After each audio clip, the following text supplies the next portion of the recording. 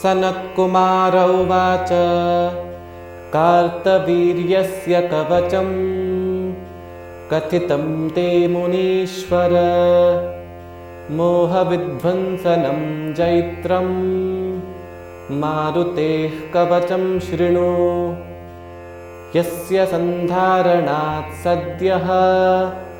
सर्वे नश्यन्त्युपद्रवाः भूतप्रेतारिजं दुःखं नाशमेति न संशयः एकदाहं गतो द्रष्टुं रामं रमयतां वरम् आनन्दवनिकासंस्थं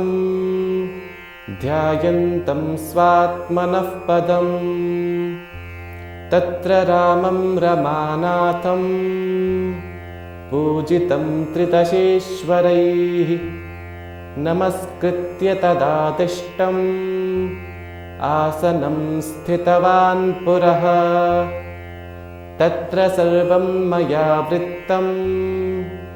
रावणस्य वधान्तकम्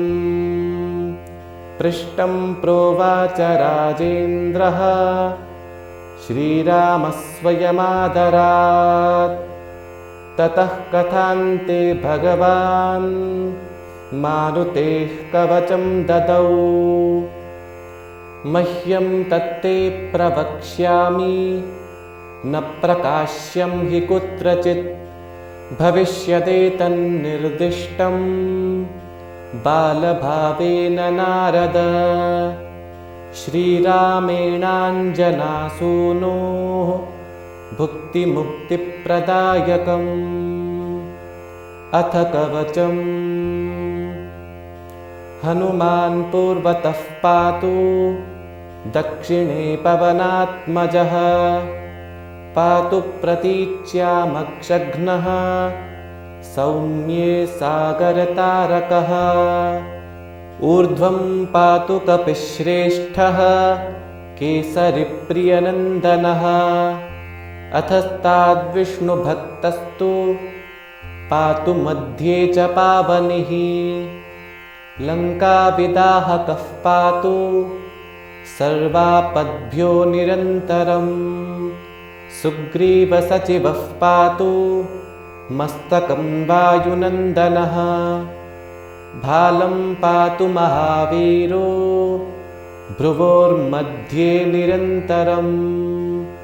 नेत्रे छायापहारी च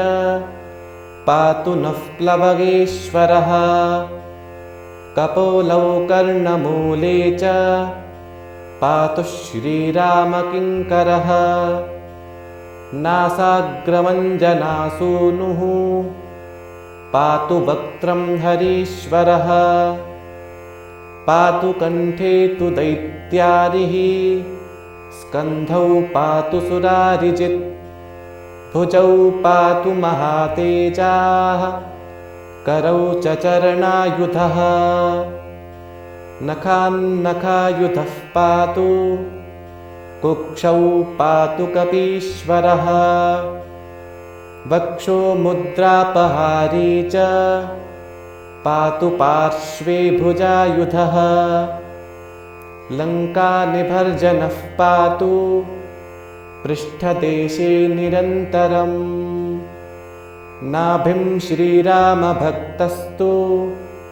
कटिं पात्वनिलात्मजः गुह्यं पातु महाप्राज्ञः सक्थिनी अतिथिप्रियः ऊरू च जानुनी पातु लङ्काप्रासादभञ्जनः जङ्घे पातु कपिश्रेष्ठो गुल्फौ पातु महाबलः अचलोद्धारकः पातु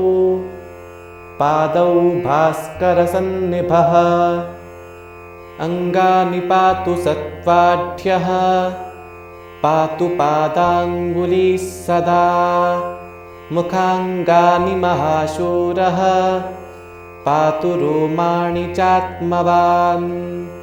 दिवारात्रौ त्रिलोकेषु सदा गतिसुतोऽवतु स्थितं व्रजन्तमासीनं पिबन्तं चक्षतं कपिः लोकोत्तरगुणश्रीमान् पातु त्र्यम्बकसम्भवः प्रमत्तमप्रमत्तं वा शयानं गहनेऽम्बुनि स्थलेऽन्तरिक्षे ह्यग्नौ वा पर्वते सागरे द्रुमे सङ्ग्रामे सङ्कटे घोरे विराड्रूपधरोऽवतो डाकिनी शाकिनी मारी कालरात्रिमरीचिकाः शयानं मां विभुः पातु पिशाचोरगराक्षसीः दिव्यदेहधरो धीमान् सर्वसत्त्वभयङ्करः साधकेन्द्रावनः शश्वत् पातु सर्वत एव माम् यद्रूपं भीषणं दृष्ट्वा पलायन्ते भयानकाः स सर्वरूपः सर्वज्ञः सृष्टिस्थितिकरोऽवतु स्वयं ब्रह्मा स्वयं विष्णुः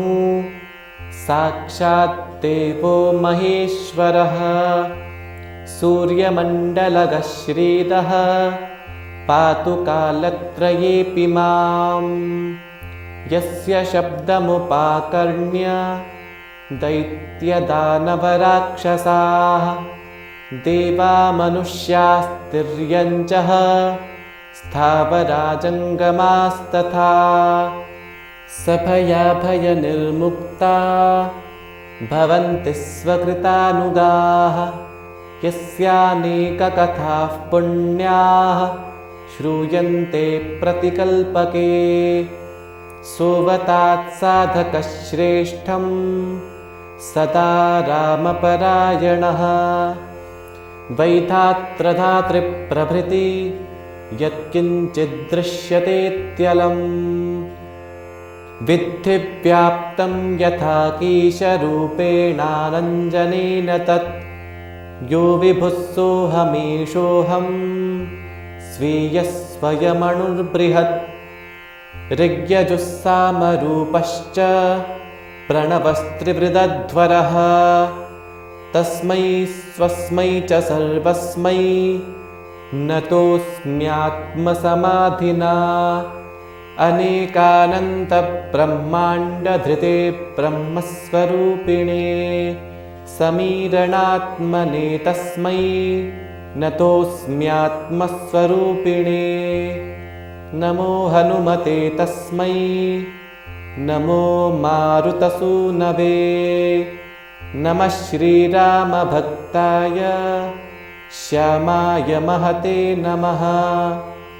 नमो वानरवीराय सुग्रीवसख्यकारिणे लङ्काविदहनायाथ महासागरतारिणे सीताशोकविनाशाय राममुद्राधराय च रावणान्तनिनादाय नमः सर्वोत्तरात्मने मेघनाथमखध्वंसकारणाय नमो नमः अशोकवनविध्वंसकारिणे जयदायिने वायुपुत्राय वीराय आकाशोदरगामिने वनपालशिरश्छेत्रे लङ्काप्रासादभञ्जिने ज्वलत्काञ्चनवर्णाय दीर्घलाङ्गूलधारिणे सौमित्रिजयदात्रे च रामदूताय ते नमः अक्षस्य वधकर्त्रे च ब्रह्मशस्त्रनिवारिणे लक्ष्मणाङ्गमहाशक्तिजातक्षतविनाशिने रक्षोघ्नाय रिपुघ्नाय भूतघ्नाय नमो नमः ऋक्षवानरवीरौघप्रासादाय नमो नमः परसैन्यबलघ्नाय शस्त्रास्त्रघ्नाय ते नमः। विषघ्नाय द्विषघ्नाय भयघ्नाय नमो नमः। महारिपुभयघ्नाय भक्तत्राणैककारिणे परप्रेरितमन्त्राणां स्तम्भकारिणे पयः पाषाणतरणकारणाय नमो नमः। बालार्कमण्डलग्रासकारिणे दुःखहारिणे नखायुधाय भीमाय दन्तायुधधराय च विहङ्गमाय शर्वाय वज्रदेहाय ते नमः। प्रतिग्रामस्थितायाथ भूतप्रेतवधार्थिने करस्थशैलशस्त्राय रामशस्त्राय ते नमः। कौपीनवाससे तुभ्यं रामभक्तिरताय च दक्षिणाशाभास्कराय सतां चन्द्रोदयात्मने कृत्याक्षतव्यथाघ्नाय सर्वक्लेशहराय च स्वाम्याज्ञापार्थसङ्ग्रामसख्यसञ्जयकारिणे भक्तानां दिव्यवादेषु सङ्ग्रामे जयकारिणे किल्किलारवकाराय घोरशब्दकराय च सर्वाग्निव्याधिसंस्तम्भकारिणे भयहारिणे सदा वनफलाहारसन्तृप्ताय विशेषतः महार्णवशिलाबद्धसेतुबन्धाय ते नमः। फलश्रुतिः इत्येतत्कथितं विप्र मारुतेः कवचं शिवं यस्मै कस्मै न दातव्यं रक्षणीयं प्रयत्नतः अष्टगन्धैर्विलिख्याथ कवचं धारयेत्तु यः कण्ठे वा दक्षिणे बाहौ जयस्तस्य पदे पदे किं पुनर्बहुनोक्तेन साधितं लक्ष्यमादरात् प्रजप्तमेतत्कवचम् असाध्यं चापि साधयेत्। इति श्रीबृहन्नारदीयपुराणे पूर्वभागे बृहदुपाख्याने तृतीयपादे हनुमत्कवचनिरूपणं नाम अष्टसप्ततितमोऽध्यायः।